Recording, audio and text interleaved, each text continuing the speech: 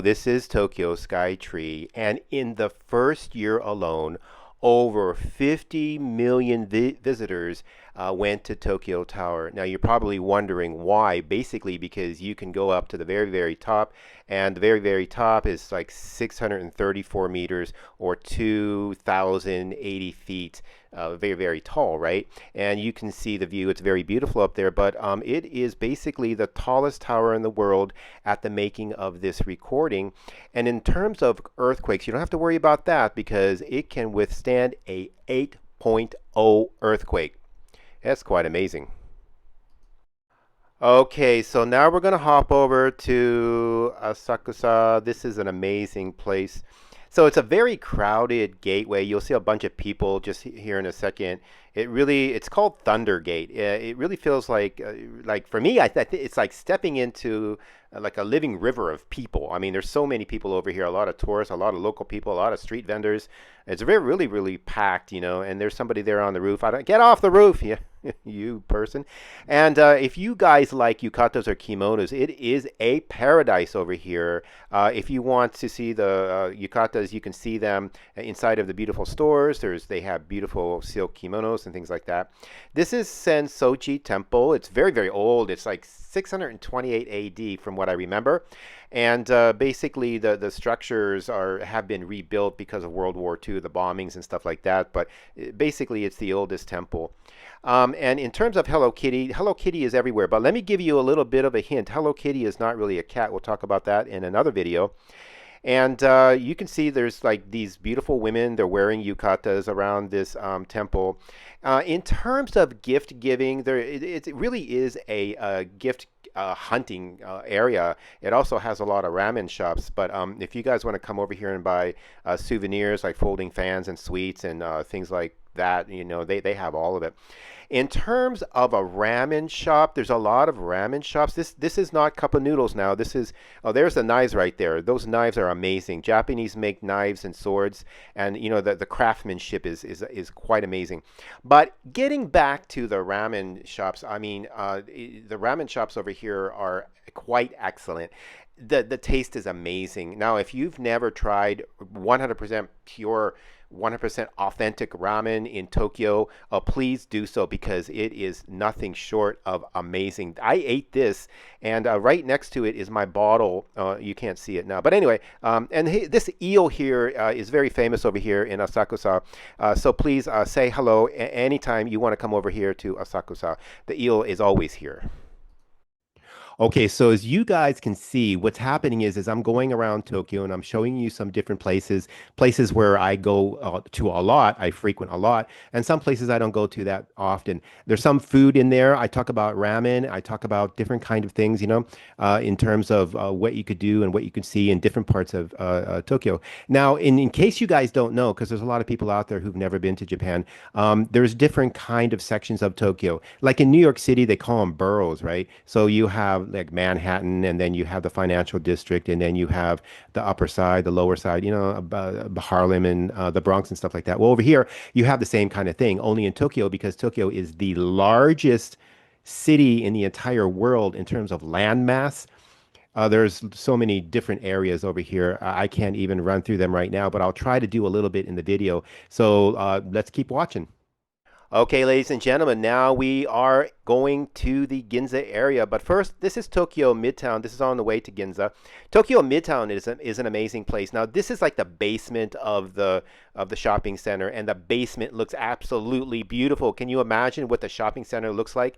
This is just the basement. Downstairs, this is where people get to the subway station. Look at this place. It's polished. It's brand new. Please go to Hibiya, Tokyo Midtown. It's amazing. And there goes a taxi. Now, this is one of my favorite restaurants. I don't remember the name of the restaurant. It's favorite, but I don't know the name of it. I just know it's got a yellow entrance over there, and I always look for the yellow, and I go in there, and of course I've had a few drinks already, so I don't remember the name.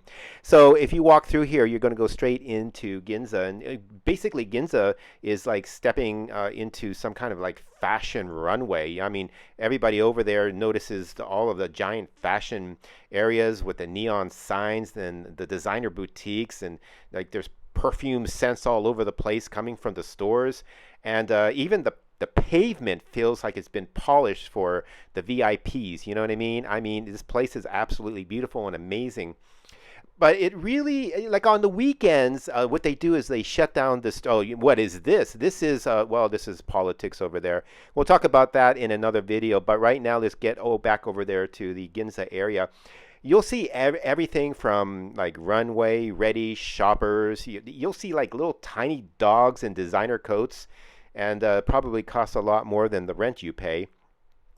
Also, basically, you can basically drop thousands of dollars on a Rolex or Chanel bag, but you could find some places to eat, like a $10 melon cake restaurant that pretty much looks perfect. I don't know if you guys are interested in these kind of sweets or whatever, but some people are. Hello Kitty in high heels. I don't know if you ever seen Hello Kitty in high heels, but if you go to Ginza, even Ginza has a playful side. Their stores have Hello Kitty dressed like a Ginza socialite, wearing pearls and carrying shopping bags, and it's so funny. And the history of high style over there in Ginza. Ginza wasn't always a fashion district. As a matter of fact, it used to be not quite an amazing place to be. There used to be a lot of like damage from earthquakes over there. I remember 1923 was the Great Kanto earthquake, and actually they had to rebuild this Ginza area after the earthquake, and now it's just well, yeah. I walked back here because I forgot to get my drink, but I got my drink and I'm walking through here again. The funny side of Ginza is that it is really high class. It's a really high class place, but like anybody can go there just to check it out. But for me, like if I go to these stores, I probably can't afford anything. The prices over here are extremely high. There's people standing around because they don't want to go into the buildings because they would have to buy something. And the funny side is that Ginza is if you're laughing too loud over there in Ginza, sometimes people will kind of like ask you to be a little bit quiet. I don't know why it happens to me a lot. We also give photography tours over there. So if you guys are interested in photography tours, just hit us up and let us know if you'd like to join. All right, so now we're going to go over to the next spot. Aloha. So now we're in Hiro, and this place really is very international. So it's the home of embassies and international communities. There are a lot of embassies all over the place, and like if you go to a coffee shop over there, basically you'll hear English, you'll hear French, you'll hear Korean, all in the same coffee shop. That's very, very international. It also has a very, very high status, doggy, high society area too. They have a lot of little pets over there with clothes on and expensive diamond rings around their like necks and diamonds all over them. It's a really dog high society over there. And also there's a very big park over there. It's called Arisugawa, I believe. It's a very beautiful park. So if you get to go there, please do. Okay, ladies and gentlemen, thank you very much for watching this video almost to the very tippy end. But the last area that we are going to talk about just a little bit is an area called Niigata in Japan. And this is a very amazing place. If you ever get a chance to go here too, please do so, because it's really, really it's like located on the north west coast of Honshu, and it's facing the Sea of Japan.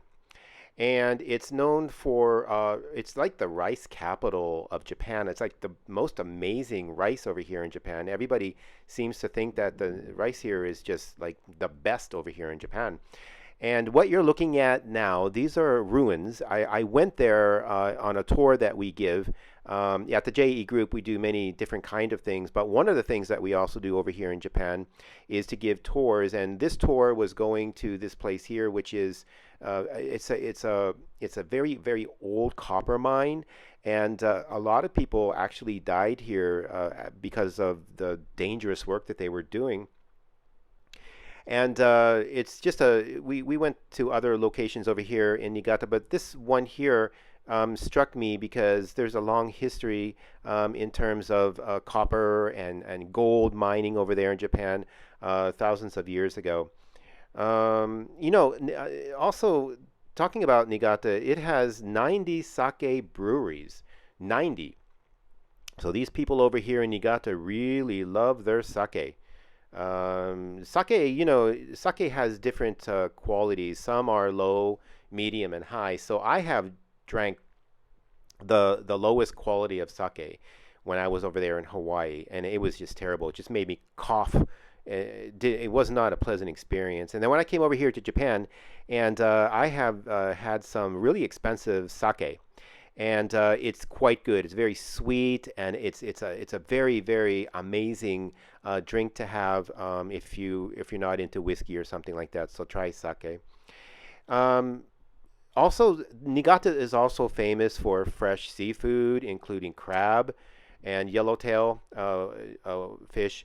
And the thing about Niigata, one of the reasons why I don't want to live over here is because the winters are extremely freezing. Now, I am originally from America, and in America, there's a lot of places over there that is extremely freezing. But over here in Niigata, I have never experienced the kind of winters that they have over here. The snow like goes above the house. If you don't get out of your house in the morning before it snows, you're locked in there all day long. I mean, the snow is treacherous. I love snow, but it is pretty treacherous.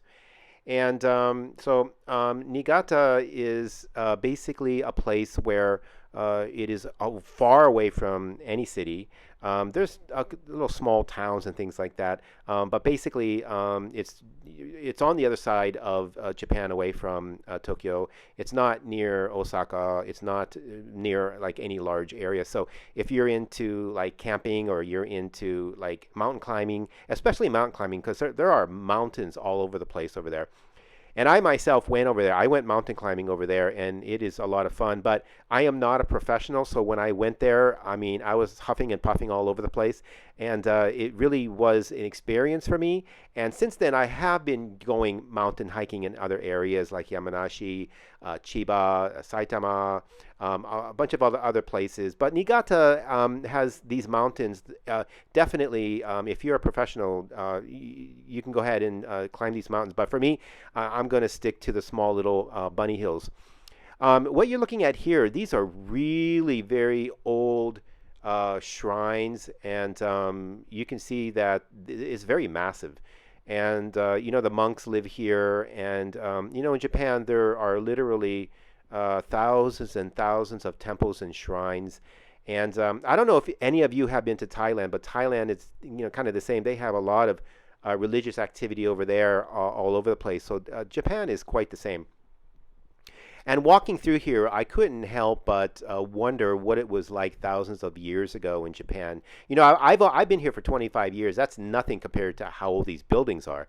But as I was walking through here, and you can see the wood is remarkably old, even by the standards of Japan. But I just wonder what was life like over here during this time period. Seems to me that the people back then and the people today, we wouldn't really understand each other very much, because back then, they didn't have the internet, they didn't have telephones, and they basically had to talk to each other. Can you imagine that? You have to talk to each other. So as I was giving the tour over here, we were walking around, and we were noticing they still wear slippers, and you're not allowed to like go up over there without any kind of slipper on. You have to wear slippers. No shoes, no tennis shoes, no boots, no army boots or anything like that. You have to wear slippers. Of course, you can't even go up there unless one of the monks asks you to come up, or you're allowed to go up on a special day or something like that. But other than that, you cannot go up there, because this is like a religious area, and they do a lot of religious things. I don't know too much about their religion. The only thing I know since I've been here is that there's one thing I want to give some of you out there a bit of a warning. There are some monks that you'll see over there in Ginza, and they're standing on the streets, and they were asking for money. But a lot of those guys may or may not be real monks, so just take that with a grain of salt. I saw a monk over there in Ginza, and I was just prepared to give a few coins, and then my Japanese friend at the time said, "Hey, whoa, whoa, whoa, what are you doing?" And I said, "Oh, I want to give a donation." And they said, "Yeah, but we don't know if that's a real monk or not. Sometimes people pretend in Ginza, and so be watch out for these kind of scams. I don't know how you can tell if they're a real monk or not, but the Japanese apparently they can do it. I can't. If I see a monk, I think it's a monk. I don't. I have no idea. But I do have to say one thing. There is a church. There's a Catholic church over here, and outside of the Catholic church, like a block away or something like that, there are some people who are pretending to be nuns, and they're dressed like nuns, but their nun uniform looks really old, and they're not nuns at all, but they're asking for donations. So that happens over here in Japan. So please be careful when you come over here. Make sure you don't fall for scams that scams are all over the world and here in Japan too. So it's a kind of like a little bit of a warning if you come over here. Try to find, before you come to Japan, try to find out more about Japan before you come here. That is a tip that will save you thousands of dollars. There's a lot of scams over here, so especially in Tokyo. So please be aware of that. And that's about it for me, ladies and gentlemen. Thank you so much. I really do appreciate you watching the first video. The quality here may not be what it's going to be in 20 years from now, but we will keep trying. Give us your comments. Let me know how we did, but whether it's good or bad. I know you guys have a lot of comments for me out there, so go ahead and comment away, and we will try to make these videos a great improvement and try to help you guys out before you come to Japan. Everybody, as always, aloha. Well, that's the end of today's video. I really appreciate you guys watching it to the very, very end.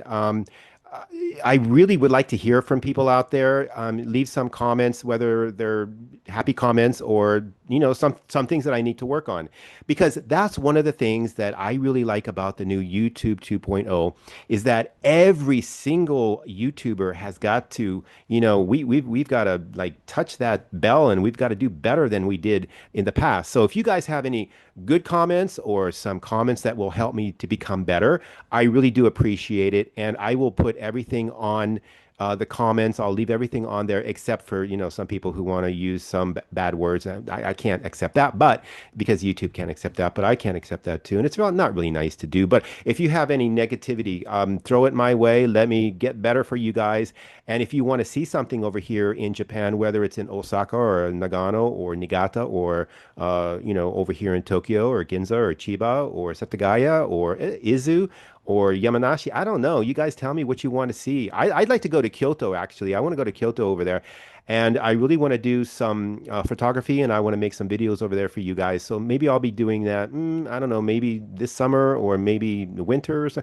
Winter over there is probably better because, Kyoto is really hot in the summertime. So anyway, hey, you guys, thank you very much. I really do appreciate it. Please come back again and just tell everybody tell them about this channel. And what I'll do is I'll send some good thoughts your way, and let's see what happens. Aloha.